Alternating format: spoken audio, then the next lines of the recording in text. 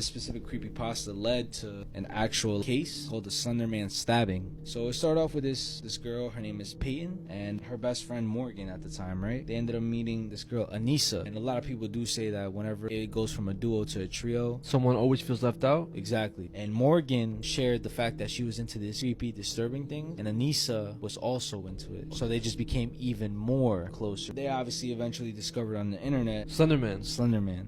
They got so deep into it, they started researching the lore, who is Slenderman, what exactly happens when you see him, to the point where they started believing that this shit was real. Fast forward to May 30th, 2014, which is Morgan's birthday. They were going to celebrate it with hanging out, afterwards a sleepover. But this time it was weird. Why? Well, instead of like staying up all night and watching movies and shit, Morgan was like, yeah, let's just go to sleep. And Peyton was kind of like, what the f? We never do this. We always stay up late. The next morning, May 31st, they go for a walk in the park. Morgan and Anissa say, we have an idea. We should play hide and seek. Morgan is the one that's counting. Anissa and Peyton run into the woods, and Anissa tells Peyton, if you hide under these leaves, she probably won't see you and you'll probably win and stuff. And at this point, she hears Morgan stop counting, and then she hears footsteps slowly coming towards her. Out of nowhere, she feels somebody jump on top of her, basically trying to pin her down. She could see Anissa's on top of her, and Morgan whispered in her ear, she's like, I'm sorry. And then she proceeds to stab her 19 times. The reason why was because Slenderman told him to do it. She realizes, like, teenager took his own life after falling in love with an AI bot. This case makes me really scared for what's happening with the world. It was April 2023 in Orlando. 14-year-old student Sewell Setzer III began messing around with AI like many other people did at that time. It was all very new and intriguing. Over time, however, people that he knew said that he started to change. He became much more withdrawn, he started not doing his hobbies anymore, and even quit the basketball team at school. He started going to therapy in November and was diagnosed with anxiety and disruptive mood disorder. His therapist actually suggested that he started spending less time online,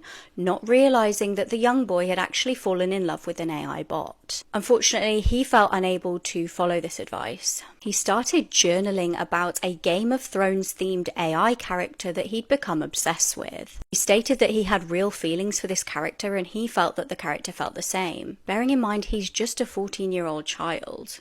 On the 28th of February, things would come to a devastating end. Sewell and the chatbot were exchanging messages. He messaged, I promise I will come home to you, I love you so much.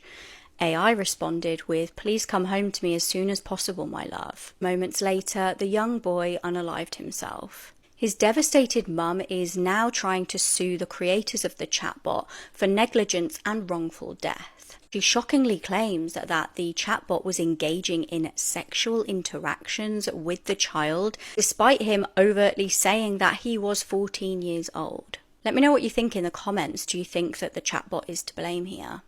This chilling security footage was the last time 8-year-old Relisha Rudd was seen.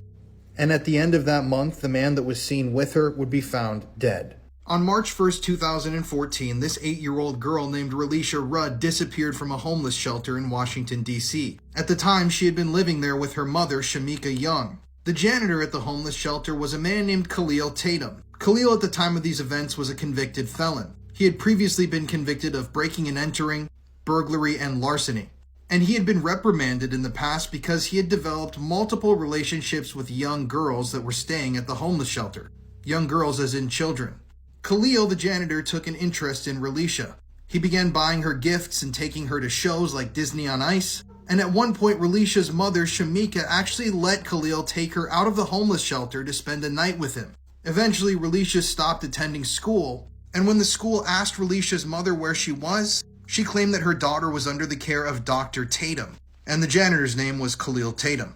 On March 1st, 2014, Relisha disappeared, and the investigation showed that the last time that Relisha was seen was on that security camera footage taken in a local hotel, where she was seen with Khalil the janitor. On the same day that Relisha was reported missing, Khalil's wife was found murdered in a local motel.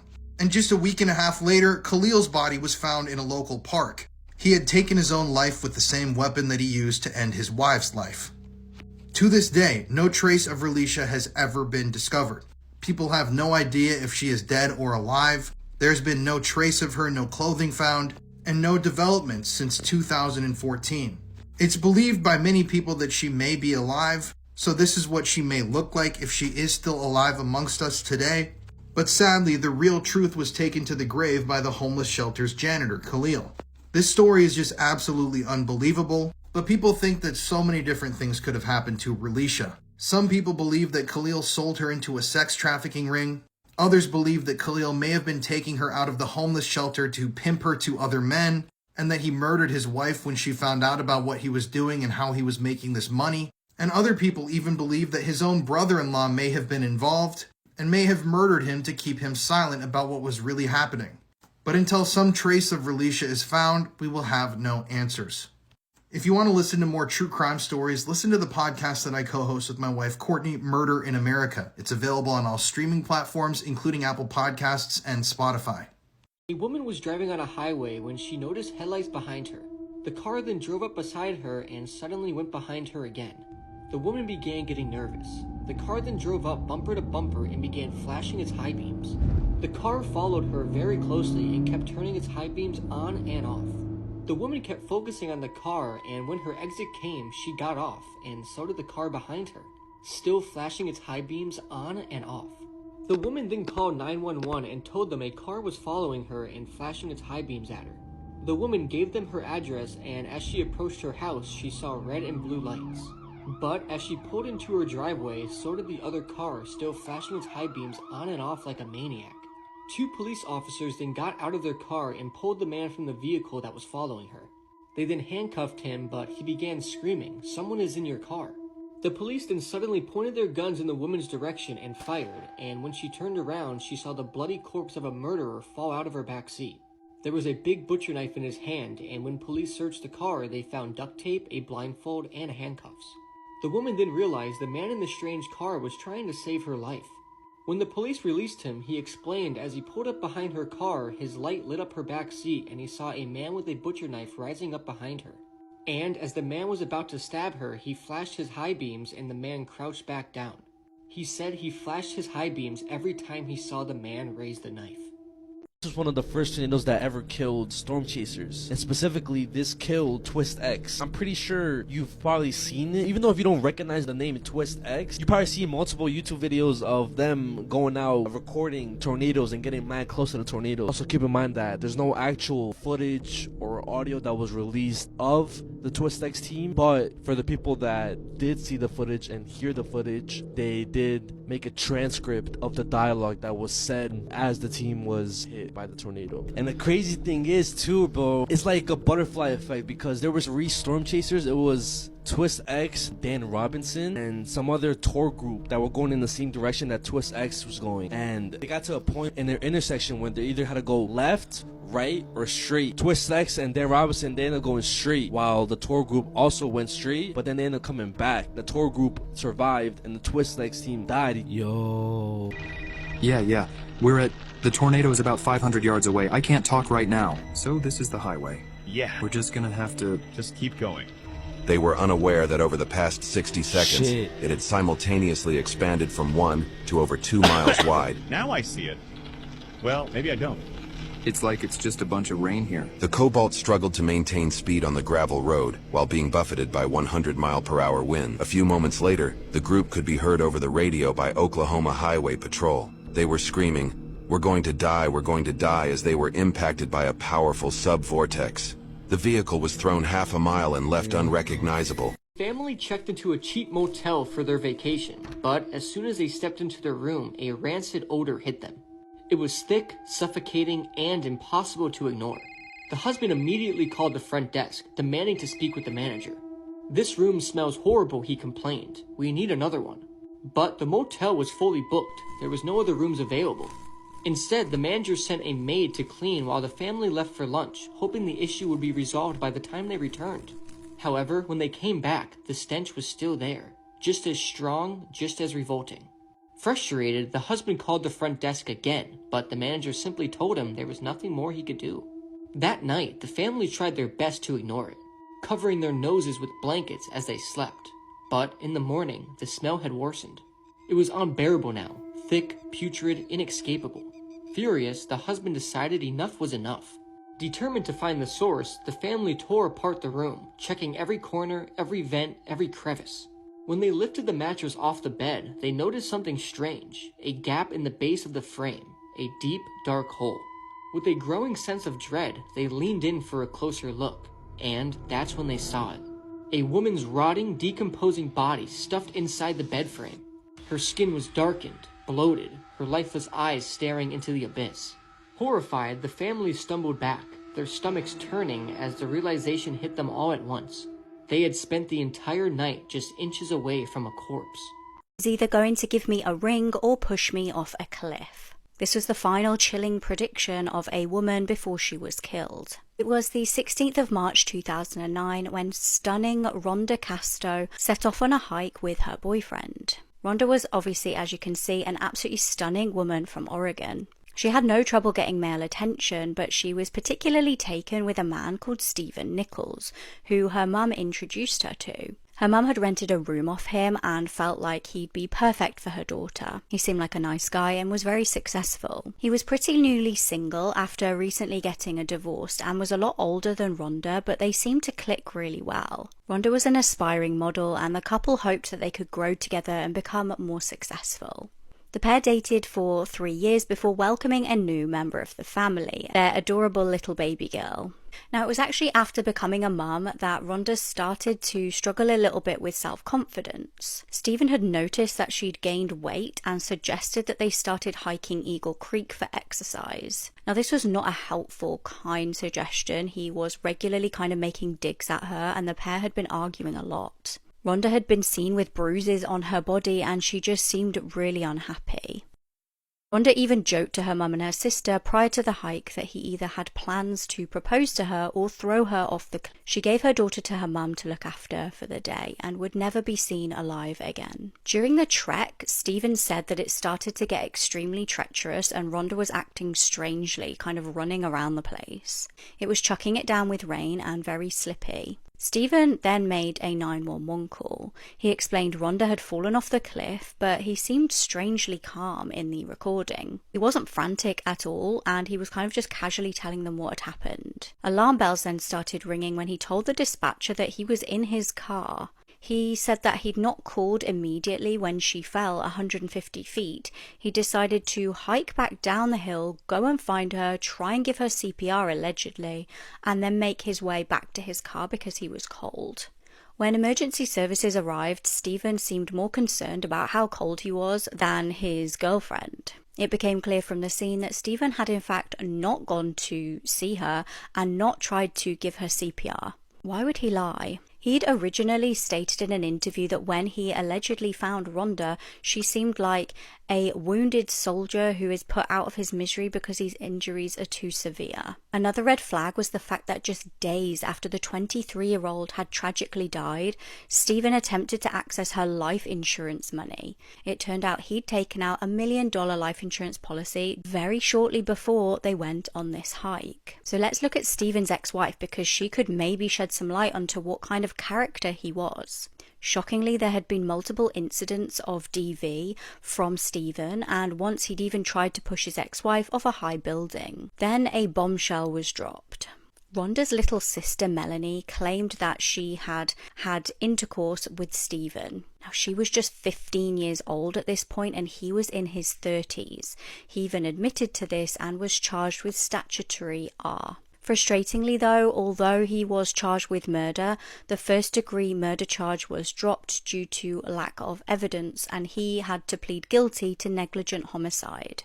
He took a plea deal and got just 14 months in jail, most of which he'd already served by the time he was sentenced. He got placed on the S offenders list and denies murder.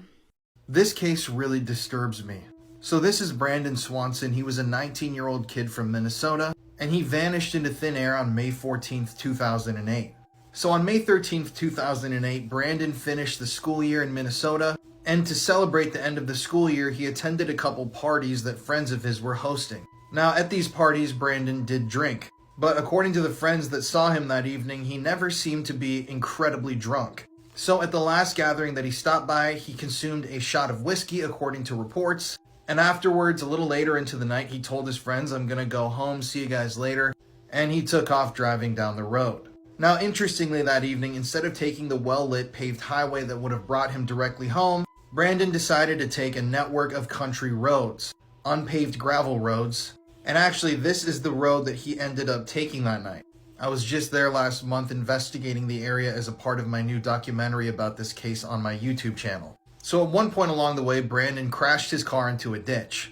This isn't an actual photo of his car, by the way. And after trying to call some friends, he eventually called his parents for help. After a while, his parents got into their pickup and started searching for Brandon, but he got fed up with waiting, so he decided to take some shortcuts. He walked across a field, he told his parents he was hearing running water, and then all of a sudden, Brandon screamed out, "Oh shit!" and the phone went completely silent. To this day, no trace of Brandon Swanson has ever been found. That evening, his parents searched endlessly throughout the Minnesota countryside looking for Brandon, but when they tried to call in a missing persons report on him at approximately 6:30 a.m. the next morning, the local police told them that Brandon had the right to be missing. He was an adult. But later on that day, when Brandon didn't show up back at home, the police actually started looking for him. Now, something interesting is that eventually they brought out scent tracking dogs to the area, and the dogs actually detected a scent. So it started near Brandon's car, it cut across a field, and at one point the scent trail led into the river, the Yellow Medicine River. But then the dogs detected a scent on the other side of the riverbank, meaning that Brandon most likely fell into the river but then got out, and they followed this scent all the way to a gravel road that was nearby where the scent abruptly ended. So like I said, I actually visited the area where Brandon disappeared from. This is what it looks like in the middle of winter. As you can see, there are fields absolutely everywhere in every direction. And right here in this area right here is, according to most reports and GPS coordinates, almost exactly where Brandon crashed his vehicle. People still to this day don't know if he took off this way or went this way across these fields. But one of the things that's confusing about this case is that Brandon said he was seeing lights and he was walking towards a city. But he actually wasn't near any major city or any hub of lights. And it's believed by some that maybe Brandon was seeing a red blinking light in the distance, like over here or in the other direction. A red blinking light that was on top of a local grain elevator. So they've been searching for Brandon for the last almost 17 years, and to this day, no trace of him has ever been found. Not a piece of clothing, his cell phone has never been recovered, and obviously his body is still missing. So let's go over some of the theories, and I'd like you guys to comment and let me know what you think really happened to Brandon.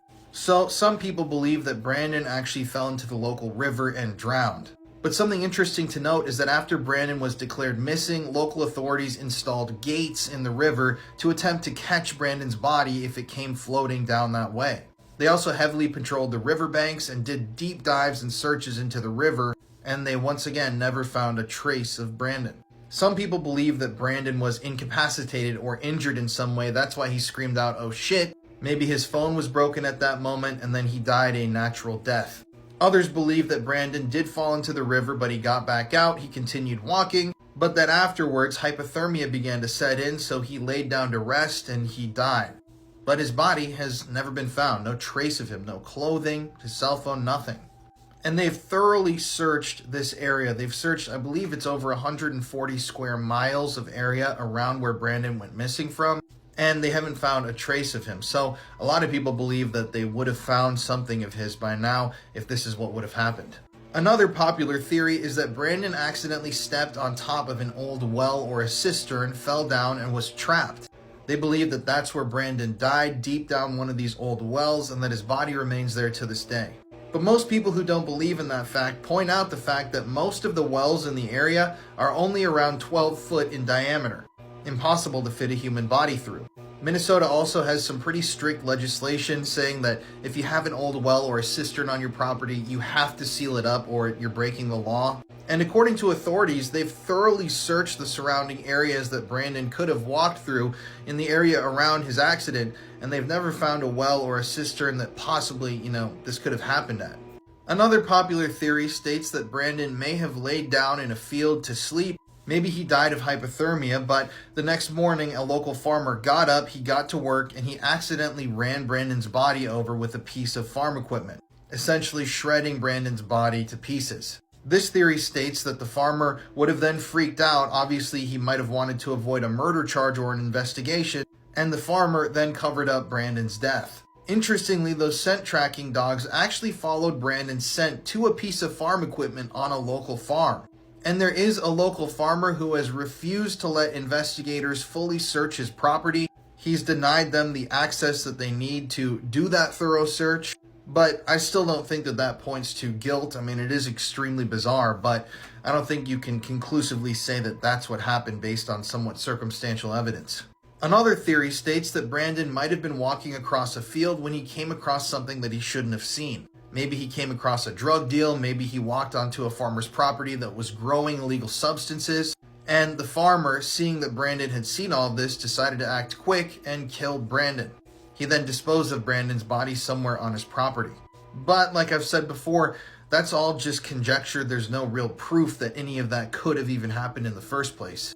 Other people believe that Brandon may have been being chased that evening. Maybe he owed these people some money, maybe it was a drug debt, so they essentially chased him down, they followed him, they killed him, they put him in their car, and they drove him somewhere else to be buried. And there are other folks who believe that maybe Brandon was just targeted randomly by someone who was out at that time and decided they just want to kill someone tonight. I've even read that other people believe Brandon might have been abducted into sex trafficking. So remember, Brandon's scent ended randomly in the middle of that dirt road. It's really bizarre exactly where his scent was lost. So there are some people who believe that maybe Brandon was hit in a hit-and-run type accident. The driver of the car might have been drunk. They hit Brandon while he was crossing the road. They then freaked out, packed Brandon's body in the back of their car, drove off, and that's why he's never been found. Maybe he's buried somewhere else, or his body was unfortunately disposed of by these people. Now, there are also folks who believe that there might be a more paranormal explanation to this disappearance. People who believe in the missing 411 theory, where people literally vanish into thin air. Because that's essentially what happened here to Brandon. He just vanished and no trace of him has ever been found. So this has led some people to believe that maybe Brandon slipped into another dimension that evening. And there are others who believe that Brandon may have been abducted by extraterrestrial beings. In fact, there's a very famous case of a UFO sighting that occurred in Minnesota in the 1970s. Essentially, a cop was driving down the road. He saw this beam of light. The beam of light hit his car with the light. And after being hit with the beam of light, the guy who was driving the car, the police officer, passed out and he woke up later on after a time slip. Now, that's a documented story. It was on national news, and the car itself is actually on display in a museum in Minnesota. You can see the damage that this UFO allegedly did to this car. But some people claim that that's why Brandon yelled, "Oh shit," maybe he saw something approaching him, and then just poof, he disappears. And there are also people who believe that Brandon may have wanted to fake his own death. And they believe that maybe Brandon is still out there somewhere. I don't know. I really don't know what to believe in this case. It's all very, very confusing and just frankly disturbing how someone can just vanish into thin air. For my recent documentary that we did, though, I actually went to the area where Brandon disappeared. I really hadn't seen other people do this before. And we waited until the sun set and we took a look at all of the surrounding areas. We even tried to retrace Brandon's footsteps. And the path is incredibly confusing and bizarre. There were some revelations that came from that video, things that I can't explain here because I'm about to run out of time. But it's some pretty crazy stuff. So if you want to check out the full documentary, it's on my YouTube channel. Now the link is in my bio here on TikTok. We go into great depth with the story. There's about 50 minutes of discussion about the case with tons of details that I couldn't include here, things that make this case even more mysterious. And we're doing all this in the hopes to, keep Brandon's name alive in the media and in the minds of people, so that hopefully one day we can actually find a solution to this case, because I can't imagine something more horrific than not only losing a child, but not knowing what happened to that child. So if you want to check out this video and support the work that we do, the link to it is in my bio. However, coined the phrase, "You can't make this stuff up," might have known the story of real-life boogeyman, Albert Fish. A slight, elderly man with grey hair, no one suspected the kindly single father of being sadistic child murderer and cannibal.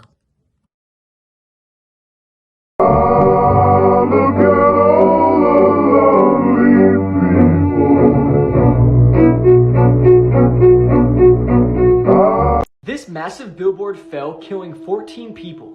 A large billboard in India collapsed the other day due to severe raging thunderstorms, and it sadly killed 14 people and injuring another 75.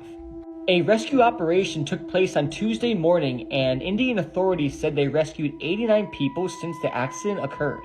The rain and wind caused by the storm made the 100-foot tall billboard fall onto a gas station in a suburban area. You can find videos on social media of the billboard shaking back and forth before giving away and falling onto the gas station, crushing people and cars. The video isn't graphic, but knowing what happens to the innocent people when the billboard falls and hits the gas station make it a very eerie and disturbing watch. But if you want to find it, you can easily watch it on X. Keep in mind, this billboard was 100 feet tall, so it was like a literal building falling onto these people. 32 people who were injured from this unfortunate situation have already been discharged from the hospital, but many more are still in there. May everybody rest in peace who died in this unfortunate situation, and may the surviving people with injuries have a speedy recovery. One of the most disturbing movies that's out right now, The Human Centipede. Oh my gosh, I've heard about this shit and I have not watched it, and I don't want to watch it, bro. A little like backstory of like what goes on. The whole lore. Human Centipede 1, basically it was this crazy doctor, and he was obsessed with making a human centipede connect a human To another human. from rectum to mouth to rectum to mouth. Somebody ate something, they digested it, they would eat it, the other person would eat that, and then it would just... Oh my god. The shit what the first person ate would eventually travel out of the last person.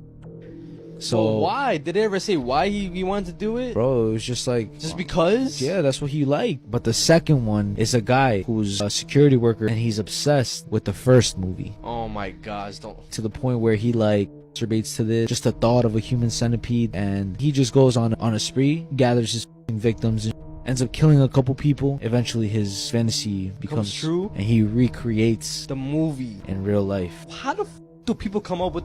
How many movies are there of this shit? 3? I only seen 2, and the second one's a little bit more disturbing too, because it's like, it looks so low budget, it's black and white. What's the scene that's embedded in your head that you're never gonna forget? The final scene of the second movie, bro. What happens in the final of the second? Basically he feeds them out of a bowl. Well, nobody's using the bathroom, so what he does is he injects them with laxative. Yo, you start... One employee killed another employee execution style down in the tunnels, and then he came over here to the power plant and he shot himself at the base of the stairs. I promised Colin to show him the saddest room on the sanatorium. So this is all stuff from actual patients. 85 to 90% of the people that were here involuntarily, and they didn't want to be here. Being up here by yourself is terrifying. Something in the hindbrain is screaming, do not go in that building. Don't go in that tunnel. The heebie-jeebie factor is just off the charts. We're at the scariest place in America, the Indiana State Sanatorium.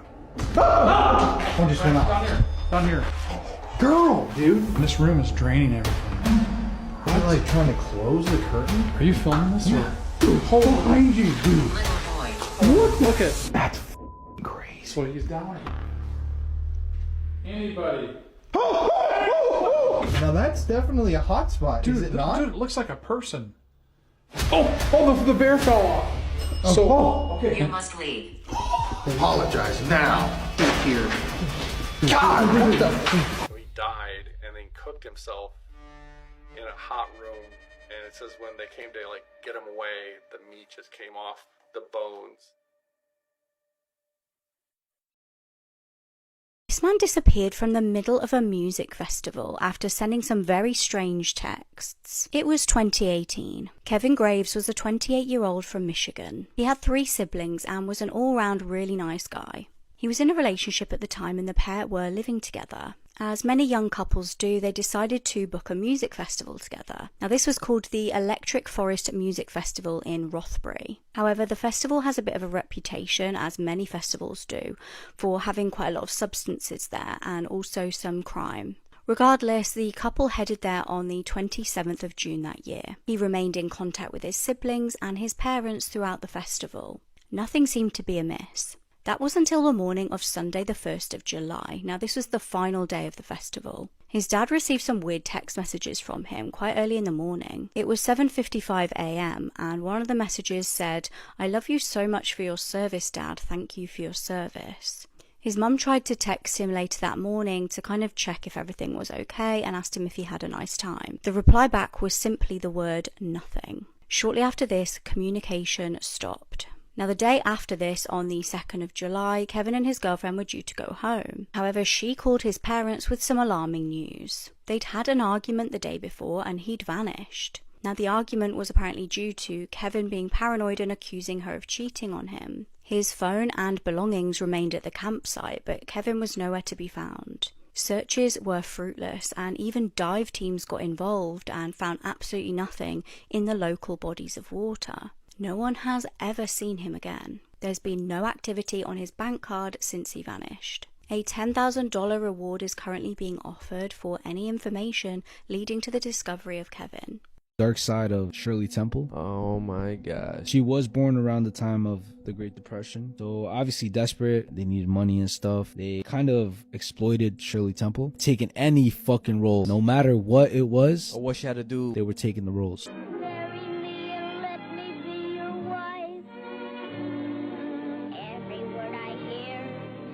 At the age of 3, she ended up playing War Babies, right? It was just a bunch of kids and they were playing adults. They were playing soldiers. And she had a role as an exotic dancer.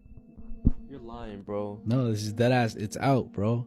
In all these movies, there was a bunch of other kids. Obviously, when you're a kid, they do bad shit, right? Yeah. But the thing is that the directors themselves would punish the kids. The black box. Fuck was the black box? You were put into a little room with like the noise canceling like foam walls. There was an ice block on the floor and you would have to sit on it. She obviously started getting older and shit. And there was this one guy. She thought that he was like a big executive, a movie producer and shit. I went into the office of Arthur Freed and he was going to talk to me about a movie he wanted to put me in. I'm 12 years old, and I thought he was a producer, but instead he was an exhibitor. And I'd never seen anyone naked before, except myself. I had no clue about what was happening. So it struck me so funny, I laughed at him, and I laughed uproariously. I had tears, and he got infuriated. And he said, out, go. A string of murders in Portland, Oregon have now officially been linked and connected back to at least one person of interest. This is everything we know so far. Last month, Portland police shut down online speculation about a possible serial killer in the Pacific Northwest, but now they state otherwise. Concern sparked after 6 women were found dead either on the side of the road or in wooded areas near Portland since February. After news of a possible serial killer went viral, Portland police shut down the rumors, but on Monday, the Multnomah County District Attorney's Office officially announced that the mysterious deaths of these 4 women, Kristen Smith, Charity Lynn Perry, Bridget Webster, and Ashley Reel, are all connected and have been linked to at least one person of interest. The DA's office hasn't officially named the suspect, but many other local agencies say the person of interest is 38-year-old Jesse Lee Calhoun. Jesse has an extensive criminal history and was reported to be living in the area at the time of the murders. He's been in the Snake River Correctional Institution since July 6th on unrelated charges, and he has not yet been charged in the 4 deaths. All 4 victims were found dead between February and May in different locations throughout Oregon. 22-year-old Kristen Smith was reported missing on December 22, 2022. Her body was found on February 19th in southeast Portland. The body of 24-year-old Charity Lynn Perry was found on April 24th in a culvert near East Historic Columbia River Highway. 31-year-old Bridget Webster was found 6 days later on April 30th on an isolated road in Polk County. And on May 7th, the body of 22-year-old Ashley Reel was found in a wooded area in nearby Clackamas County. The Oregon State Medical Examiner is still working to determine exactly how all 4 victims were killed. No other information, including how the person of interest was linked to all 4 victims, is being released at this time. According to the DA's office, investigators were working with 9 different law enforcement agencies in Oregon for several months. And although no charges have been filed in connection to the murders, they state that they believe there is no active threat or danger to the community. Anyone with information is asked to contact the numbers on the screen.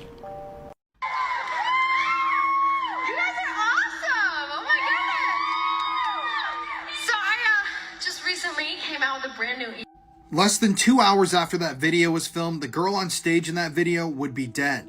Her name was Christina Grimmie. She was a famous singer here in America and she was murdered in 2016. So Christina had been making music and performing all of her life, but her real rise to fame started when she was on the show The Voice. After Christina was on The Voice, the world kind of opened up for her. She made her major label debut, she started going on tours all across the world, and she was a rising star. Sadly though, she attracted the attention of a very disturbed individual who can actually be seen here in footage from her final show, creepily watching Christina perform from the crowd, knowing what he was about to do. That man was 27-year-old Kevin James Loibel. So Christina's performance that evening ended at about 10 p.m. And afterwards, she moved over to a little booth to sign autographs for people who had come to the show. At around 10:24 p.m., Kevin approached Christina. Christina, thinking he was just like every other fan there, opened her arms up to give him a big hug. But that's when Kevin retrieved a Glock pistol from his person and shot her 3 times at point-blank range. After the shots rang out, Christina's brother tackled Kevin to the ground. Yes, sadly, Christina's brother was there working the booth with her that evening. But after a fight, Kevin managed to get himself free. He retrieved his Glock and he took his own life right next to Christina's body. Sadly, Christina had been shot twice in the chest and once in the head. And by 10:59 p.m., not even a full hour after she finished her performance, Christina Grimmie was pronounced dead. Afterwards, Kevin's family left this note for the media. This was all they had to say after the tragedy. But fans even to this day remember Christina as an amazing singer and talk about the potential that she had if she hadn't been taken from this world so quickly. If you want to listen to more true crime stories, check out the podcast Murder in America that I co-host with my wife, Courtney. You can listen to it on any streaming platform. Ever heard about the Facundo cemetery incident? No, I haven't. There was this Mexican comedy TV show called Incognito. Well-known, well-loved. 2006, it would air its Halloween special that had many of the Latino community shook. Why? So, it had Facundo, one of the hosts of the show, explore a cemetery, and it was supposedly haunted, and he sees a girl. Like a little girl? Yes, but his reaction seems so genuine that it doesn't seem fake, bro. He's by himself? Yeah. He does have crew with him as well, but they're like at a base camp. It's already scary, bro. ¡Manifiéstense! ¡San maricas! ¡Hagan algo! Y con todo respeto para los muertos. Shit. 15 minutes after he said that. First of all, he's fucking like bugging for even going to that cemetery, bro. Amiga, ¿cómo te llamas? Oh, man. Amiga. Niña. Ay, no seas imbécil. ¡Con lentes! ¡Taylor! ¡Venga, güey! ¡Venga, güey! ¡Por favor! Nah, and hearing the scream is crazy. Imagine being him and hearing that shit. Bro, I'll be sucked, bro, again. Bro, booking it. Bro, I'll book it. What's one true crime case that keeps you up at night? Mine is the disappearance of Patricia Lee Otto, and I went down the rabbit hole with this case. On August 31st, 1976, 24-year-old Patty Otto returned to her home in Lewiston, Idaho with her 2 young daughters after an evening business class. She tucked them into bed in the basement, and then she was greeted by her husband, Ralph. Patty's class went late that night, and it upset Ralph. It made him think that she was out cheating, so an argument broke out. Ralph was pretty controlling and abusive, and he was also an alcoholic. Their 3-year-old daughter Suzanne woke up to the commotion and snuck upstairs, and the last thing she saw was her dad strangling her mom, who was wearing red pants and a white shirt, before Patty was dragged out of sight. And that was the last time anybody saw Patty, as she mysteriously disappeared that night. A few months into the investigation, Ralph was reportedly annoyed with being bothered, so he hired a contract killer to murder the lead investigator in his wife's disappearance. But this contract killer was actually an undercover cop, so instead, Ralph was arrested and sentenced to 5 years in prison. Fast forward 2 years into Patty's disappearance. A woman's body was found in a shallow grave in the woods near Elgin, Oregon by a father and son who were out elk hunting. The woman, who became known as the Finley Creek Jane Doe, fit Patty's description to a T, right down to the red pants and the white blouse that Patty was last seen wearing. But before anybody could make a connection, Oregon State closed Finley Creek Jane Doe's case, even though it was an unsolved homicide, and had her remains destroyed. They were then transferred to a different funeral home and never returned, and they've since been deemed lost. By the time Patty's daughter Suzanne learned about this, it was 2 years ago, and she only found out because she stumbled across the composite sketch of the Finley Creek Jane Doe online and realized that it looked identical to her and her mom. Her father, Ralph, was the prime suspect in Patty's disappearance, but he died in 1983, taking all of his secrets to the grave. There's a lot more to this case that I couldn't fit into one TikTok video, so if you want to learn more and if you want to hear directly from Suzanne, I interviewed her for the first episode of my podcast. Please help spread awareness, and even if you don't want to listen, just share this wherever you can. Patty was silenced in 1976, and she deserves justice. This pedophile committed a crime so disturbing that a petition was created that asked the government to publicly hang him, and the petition gathered thousands of signatures. This is 33-year-old Benjamin Taylor from West Virginia, and in 2016 he would commit one of the most sickening crimes I've ever read about. Back in 2016, Benjamin was living with his girlfriend, a woman named Amanda Adkins. At the time, Amanda had recently given birth only 9 months ago to her baby daughter, Emily. Emily was a beautiful young girl. And I want to warn you all right now, the details that we're about to discuss are some of the most disturbing I've ever covered. So in October of 2016, Benjamin had only been living with his girlfriend Amanda for about a month. And on the morning of Emily's death at around 4:30 a.m., Amanda woke up and went downstairs to search for her baby. When she went downstairs, she saw Benjamin Taylor with his pants unzipped sitting in the dark.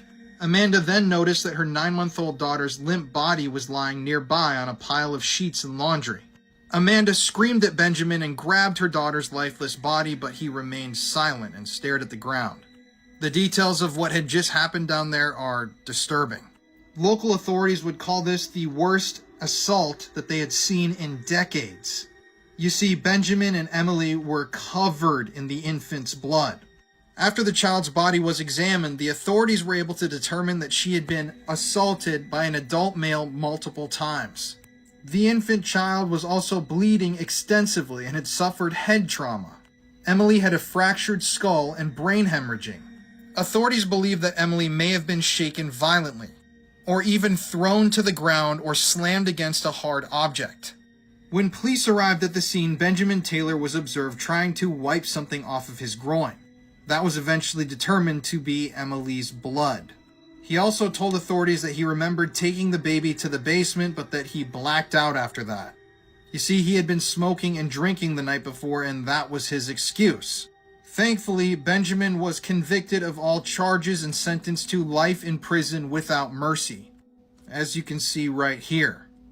But for some people, that just wasn't enough. And like I said at the beginning of this video, a petition was created which asked the government to publicly hang Benjamin. And this petition, before it was shut down, gathered over 50,000 signatures. I mean, this truly is one of the worst things that I've ever covered here on my TikTok. And personally, I don't think that life in prison is enough for this guy. I mean, the pain that poor Emily went through before she was eventually killed is just heartbreaking on every single level. And I just hope and pray that the other prisoners that are in there with Benjamin find out, or already have found out, exactly what he did to land himself in there. If you want to hear more true crime stories, listen to the podcast Murder in America that I co-host with my wife, Courtney. It's available on all streaming platforms. This man was going to plant flowers and grow food with this man's body. On December 24th, 2019 in Michigan, a 25-year-old man named Kevin Bacon was talking to another man on the dating app Grindr. Kevin was a hairdresser and was going through tough times in his life. He was trying to save money to move somewhere else so he can get a fresh start. Kevin told his roommate that he found someone on Grindr and that he was going out for the night. The doorbell camera shows him leaving around 5 p.m. and sadly, this was the last time he was ever seen. The next day was Christmas and Kevin had planned to have breakfast with his entire family, but concerns started to grow when he didn't show up. After he missed the breakfast, his family called his cell phone, but there was no answer.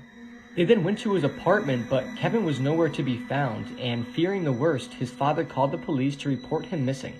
Friends, family, and police searched neighboring towns, forest areas, and farmlands. For 3 days, the group searched for Kevin in hopes of finding him alive or clues on where he could be. They then found Kevin's car parked outside of a store, and inside the car was his phone, wallet, and some of his clothes. The police checked his phone and found messages with Kevin and another man. And it was the man he met on Christmas Eve. The police used this information, which led them to a house where a 51-year-old man named Mark Latunsky lived, and on the 28th of December, the police knocked on the door and conducted a search of the whole property. Mark invited the police in and was wearing no shirt and only a brown leather kilt. The police then went around the house and made their way into the basement where they found a secret room. And inside this room, they made a truly horrifying discovery. Mark had strung up Kevin by his ankles with rope, and chunks of flesh were missing from his body. Kevin had a stab wound on the back of his neck, and his throat had been slashed. And also, Kevin's testicles were missing, and Mark used a knife to remove them and then deep-fried them and ate them. After finding Kevin in this awful state, Mark was arrested, and then he told the police his version of what happened. He told them the two of them met on December 24th after talking on Grindr. They agreed to meet in a parking lot, the same place Kevin's car was found. He then said that they agreed to act out a fantasy Kevin wanted to try. Kevin stripped naked and put on a blindfold, ankle restraints, and wrist restraints.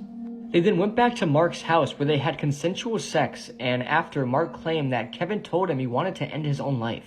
Mark then claimed that they agreed he would assist in killing Kevin, under the condition that Kevin's body would be used for a purpose. Mark said he used the knife to stab Kevin in the back of the neck and then took him to the secret room and strung him up with rope. He then opened up a trap door underneath where Kevin was hanging from and slit his throat. The blood drained from his body and dripped onto the dirt outside from the open trap door. This was done so Kevin's body can fertilize the plants outside the house. As part of the agreement, Mark said he would use Kevin's bone marrow to plant tulips, his intestines to grow chestnuts, and would use his muscles to make human beef jerky. Mark also admitted to cutting off Kevin's genitals and eating them. Mark is a father of 4 and a highly intelligent man, and he even earned a master's degree in chemistry. But he had many mental health issues like depression, anxiety, and even paranoid schizophrenia.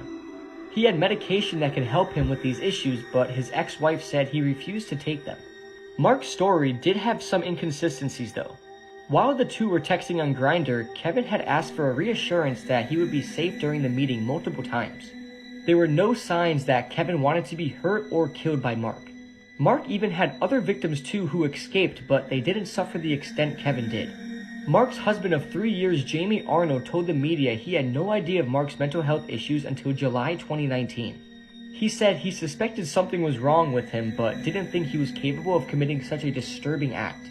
Jamie left the house in September and didn't live there during the time this happened. Mark was sentenced to life in prison without the possibility of parole for committing this awful act.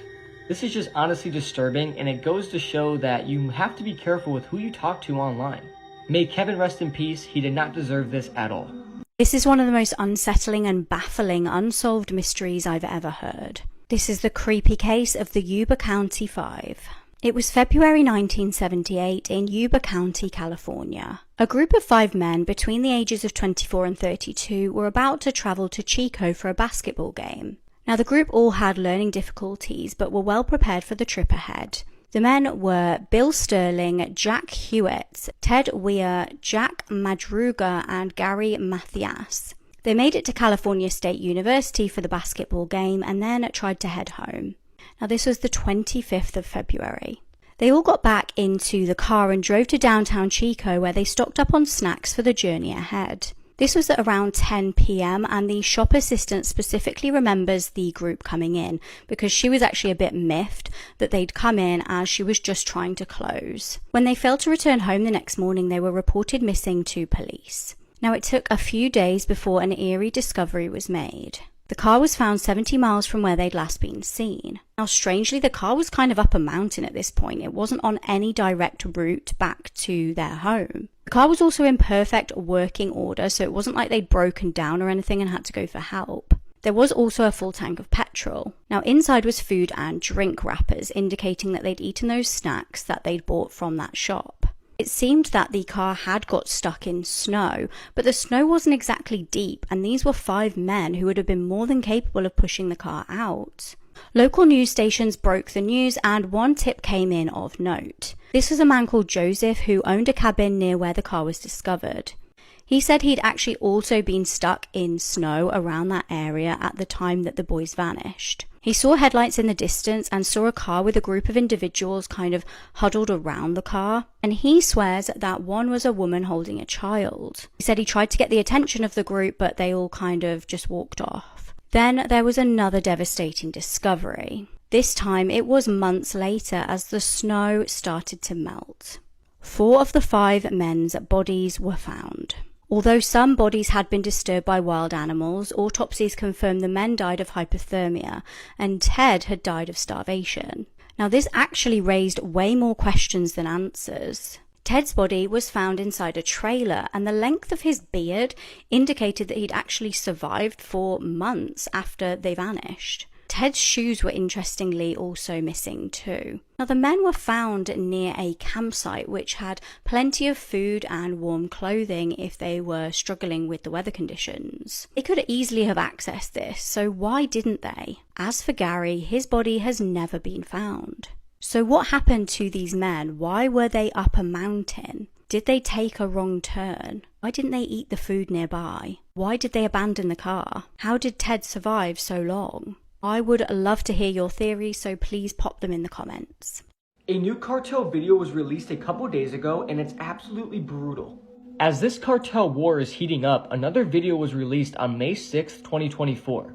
A disturbing piece of propaganda was released by one of the cartels depicting the brutal execution of a rival cartel member, which shows the current brutal situation between these two cartels. The video is 1 minute long, and it was recorded in the middle of the night and in the middle of nowhere. As you start the video, you see the captive who is lying on his back on the ground and is being held down by 3 cartel members. One is holding him down by pressing a shovel against his chest, another is holding him down by the shoulders, and the third is pressing the victim's head against the ground. It's also apparent the victim has already been tortured because at least one of his ears has been cut clean off. The cartel member holding the victim's head down is also carrying what looks like a penknife, and it's pretty small. And as the captive is being held down, the cartel members begin to mock him. And one of them says, "Okay buddy, you're next," and then jokes and asks the fellow cartel members, "Is this how it's done?" while placing the knife on the victim's throat. And his fellow cartel member responds, "Yes, that's exactly how it's done." The cartel member with the small knife then starts slicing back and forth on the victim's throat, as well as pulling underneath his chin and covering his mouth with his hand. The victim then lets out a horrible groan as the blade causes him to wither. The knife is very blunt and takes a while to pierce the man's throat. The cameraman then gets close to the victim's face, and you see his eyes dart around the area in complete panic. The cartel member then keeps trying to cut him, and eventually the blade cuts into the victim's throat, and blood begins to leak. The victim's eyes then bulge open as he is experiencing this awful and excruciating pain. The cartel members then continue to mock the victim, and the cartel member who is cutting the victim's throat then pulls underneath his chin harder, and it causes the gash on the victim's neck to widen, and the blade then penetrates the windpipe.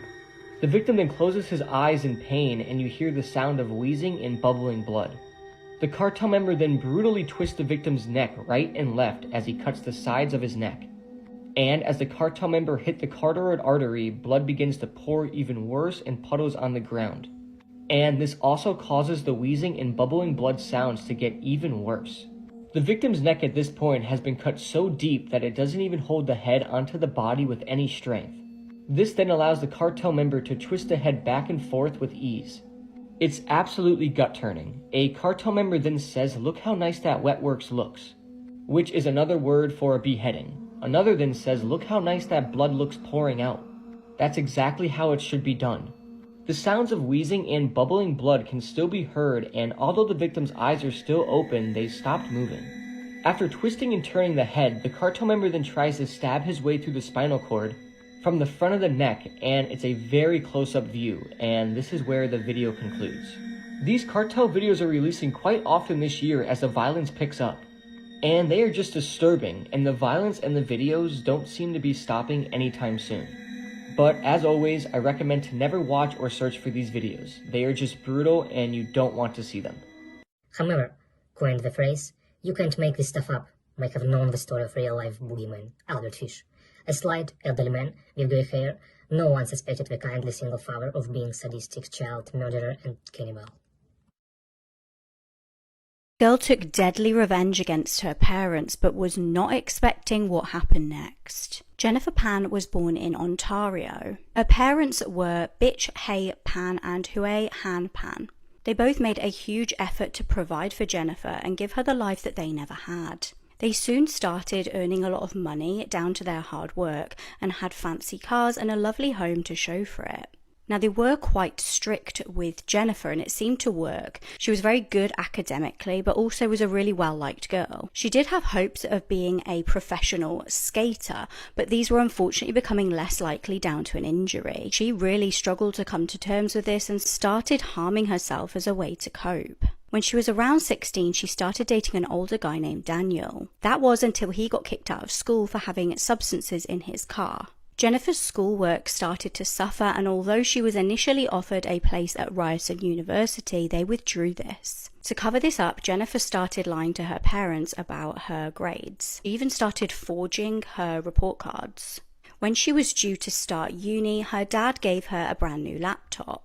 In order to keep up with the lie, she actually started leaving the house as if she was going to classes. Now, the next bit really reminds me of the Casey Anthony case. When Jennifer's graduation would have been due, she told her parents that they couldn't come because she only managed to get one ticket. Jennifer pretended to have graduated and also pretended to get a job at a children's hospital. However, her parents soon wised up to her lies. They confronted her and asked her why she didn't have a uniform or ID if she did in fact have this job. They took her laptop off her and also banned her from seeing her boyfriend. This all went on for about 2 years, with Jennifer's resentment towards her parents growing and growing. She finally got her laptop and phone back when she was 24. Now, despite having been banned from seeing him for so long, Jennifer reunited with Daniel.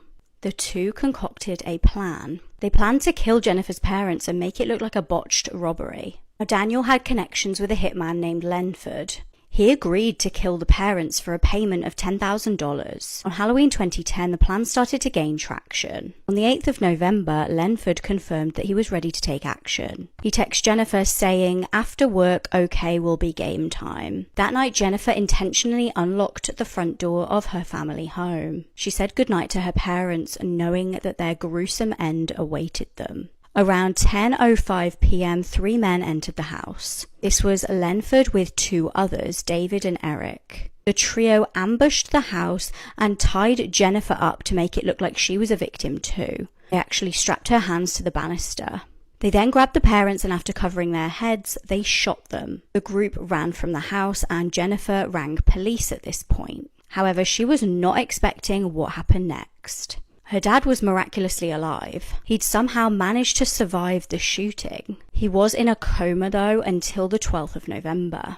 Now, meanwhile, police were interviewing Jennifer about the series of events. They thought it was very strange that she had somehow managed to ring police despite being tied up. Jennifer's dad also confirmed once he was out of his coma that Jennifer appeared to be talking to the men like she knew them. Jennifer obviously hadn't considered how it would look to her parents in the moment because she thought that they were just going to be killed. Under increasing pressure from police, Jennifer finally confessed. The following year, the group of hitmen were also arrested.